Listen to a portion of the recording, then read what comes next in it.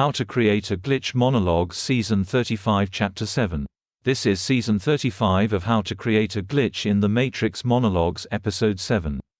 In this episode, we will be talking about the alters created by multiplicity and the cognate structure of their realities. In recent episodes, we discussed how multiplicity manifests as 5 distinct spatial universes plus 4 emotional or supraspatial universes. Each of these universes was understood to be a complete overlay upon our experiences. Thus, in our interactions with another, all 9 universes are represented in the exchange. Now, these universes do not perfectly overlap spatially, but there is by necessity some spatial overlap according to some dimensions of time and space. In other words, the paths that we may follow on a particular universe may diverge, but there will by necessity be some re-emergence of coincident paths. We explored in our episodes on retrocausality and dissonant consensualities how parsimony joins these divergent paths, producing some associated loss or gain of time. The idea was that in the joining of parallel or even obliquely related paths there will by necessity be some shift of time or space associated with the convergence.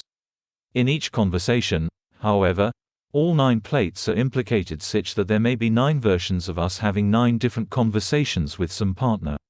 Each of these conversations may have distinct body language, vocal intonation, etc. The result being that some degree of multiplicity manifests from the intersection of these 9 narratives. Now, each universe corresponding to each plate possesses the same qualities of coherence or continuity. Thus, we may have 9 conversations each time we meet with a person. But all 9 conversations will possess some continuity in each meeting between ourselves and the other. They may possess distinct divisions between our action and the conventionality of the plate, but these divisions are continuous within the plate universe. Which is to say, conventionality may be distinct, but it is consistent within the plate universe itself. For example, let's say you are at a work meeting. Let's say that at this meeting you are having a contextual conversation about some work-related topic. But your conversation partner is also having a discussion with you about your romantic life. He is encouraging you to be more adventurous, to ask out more women, or go on more dates. This is occurring on a plate you are not conscious of. Now, 2 weeks later, you meet a woman you like, and you ask her out. 2 days later, you run into the same business colleague. You have some mundane contextual conversation, but at the same time, you update him about your romantic endeavors, and he gives more comments. The point is, each avatar possesses the same qualities of consciousness, but only the avatar which you inhabit possesses your self-awareness. That is to say, that each of the 9 selves possesses the capacity to react to the conversation in an organic fashion, but only you have the ability to be conscious of that change in your behavior. Now, it's also important to note that this continuity in the plates means that each of the universes possesses a coherent narrative, a comprehensible story, which is independent of the others. The players stand in the same places on the stage, but their lines are totally different. Now, that doesn't mean that their interactions are identical. No, and there are divergences and convergences.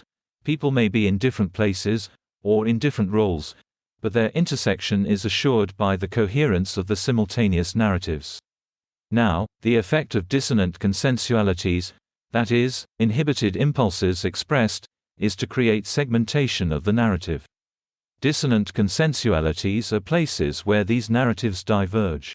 Imagine that there are 9 strings following you and person 2 from point A to point B.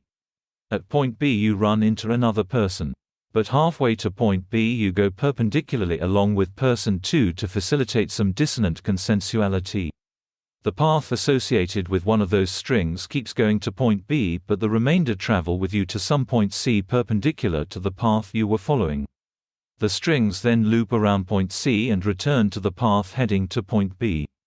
In other words, narratives can diverge and converge, depending upon whether you are traveling perpendicular to the pathway represented by their intersection.